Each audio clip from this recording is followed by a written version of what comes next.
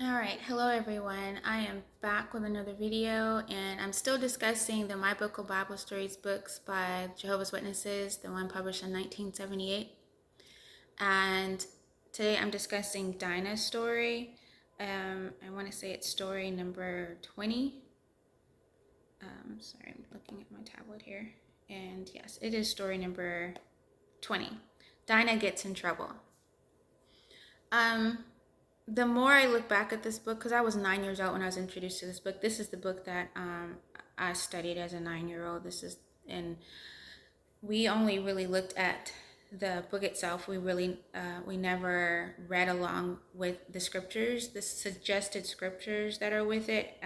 As a child, I do remember that part, but um, I can say that reading the stories, and they're normally, like I said, only 5 to 7 paragraphs, and they are trying to take complicated situations, complicated stories, adult situations, and turn that story into a teachable moment.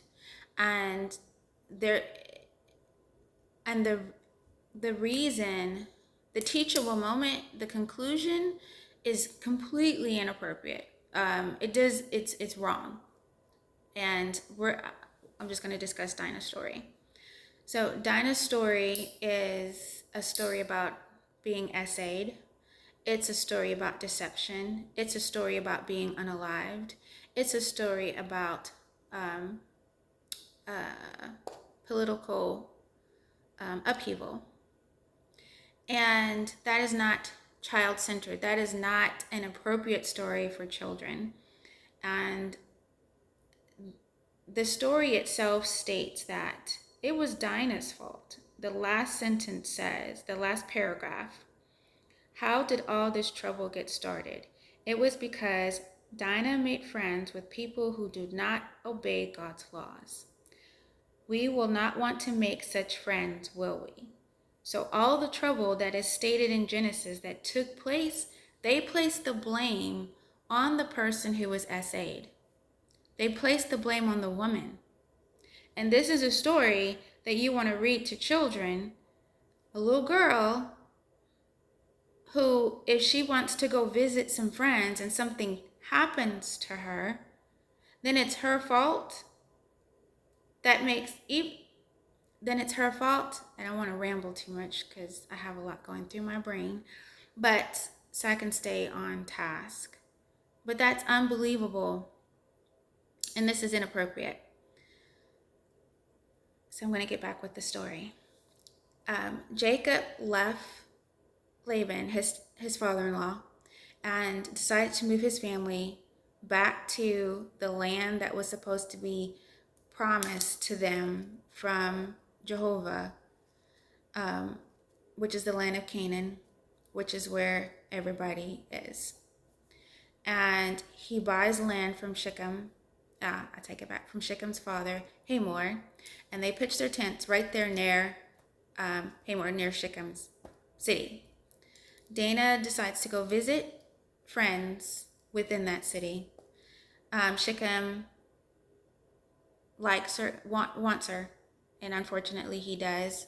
He talks to her based on scripture. He communicates with her and convinces her. I'll just read the scripture. This is the New World Translation, 34, 1 through 31. And I'll just read some of what had taken place.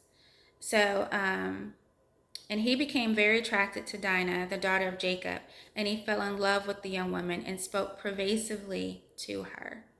So the way they worded it, he was coercing her. And finally, Shechem said to Hamor, his father, give me this young woman to be my wife. So then he goes to his father to let him know that, I want her to be my wife. Oh, the scriptures prior to that, it says that he saw her, he took her and laid down with her and violated her. So in verse 2, it says that he violated her. But it said he violated her before all the loving things after, about he was attracted to her and fell in love with her and then persuaded her. Then, so when Jacob heard that he had defiled Dinah, his daughter, his sons were with the herd in the field, so Jacob kept silent until they returned. Later, Hamor, Shechem's father, went out to speak to Jacob. But the sons of Jacob heard about it and returned from the field right away. They were offended and very angry because he had disgraced Israel by lying down with Jacob's daughter, something should not have been done. It's funny how they mention discussing Israel but not the sister.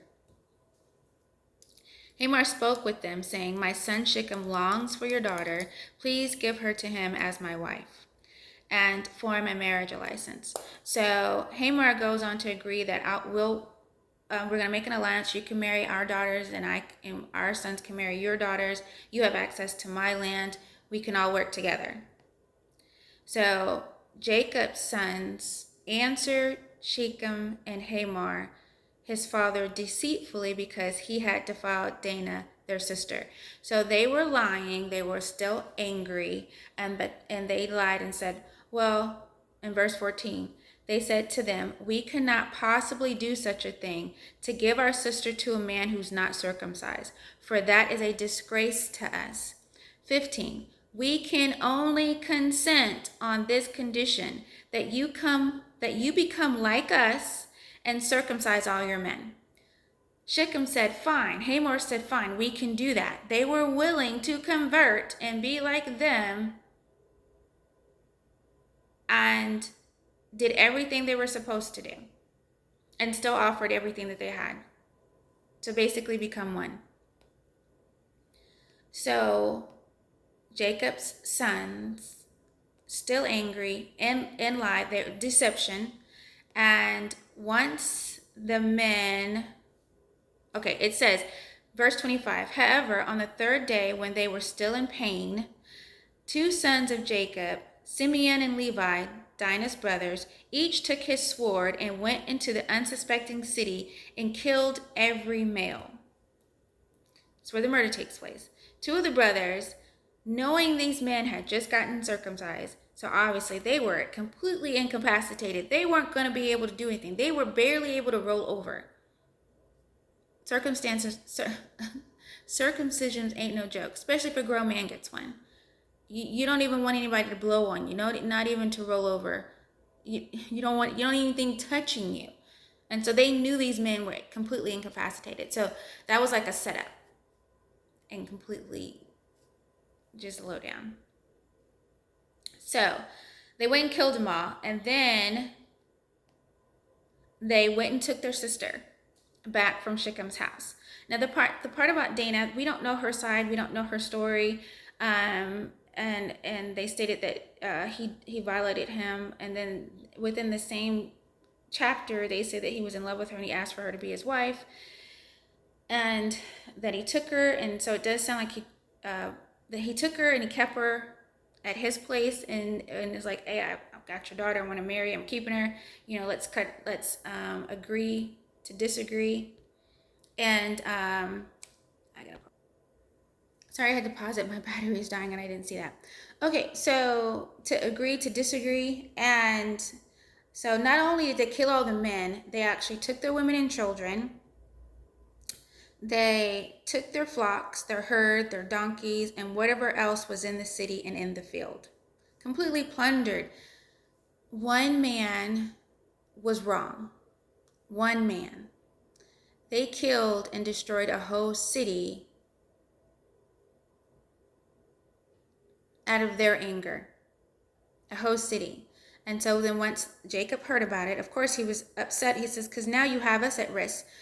We are one group of people. We are foreigners in this land. We are migrants. We were welcomed by them. They allowed us to live here, and y'all went and killed killed people in a tribe, because there was 7 other tribes or more in Canaan, and these Shechem and his father were the Hivitites. I think I pronounced that right.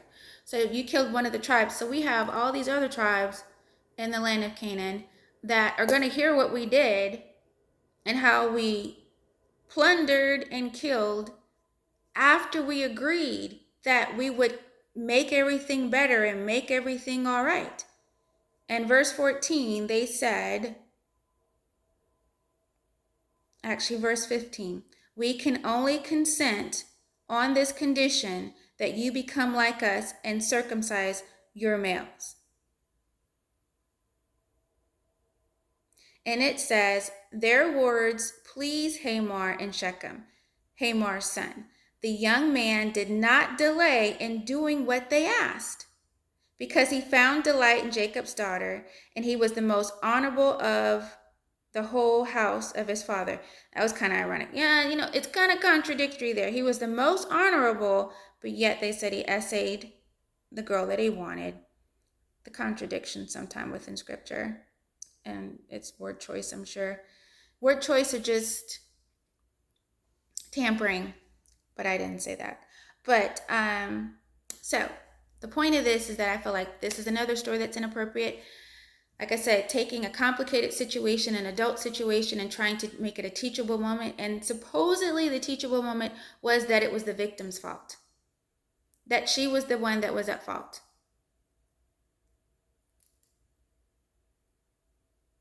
And that doesn't make a lick of sense. So I want to thank you guys again for listening, and thank you for watching my videos, and I'll be back again with another inappropriate Bible story for children. And I've gotten some new subscribers, and I appreciate it. I know I had been away for a minute. I moved. I'm in a whole nother state, trying to get myself together in this new state. But I want to thank you guys for listening and watching my videos, and I do hope you share and these videos with someone. Again, I'm making these videos also for my own benefit, because looking back, I have a completely different mindset. So looking back at it, I kind of can see the inconsistencies. I can see they're trying to paint a certain picture and then blame it, like I said, on a certain person, and it doesn't make sense. It's wrong. So if you want to share this with someone who's thinking about becoming or leaving, or just give them a different viewpoint, please do. So thank you again, and I'll see you guys later.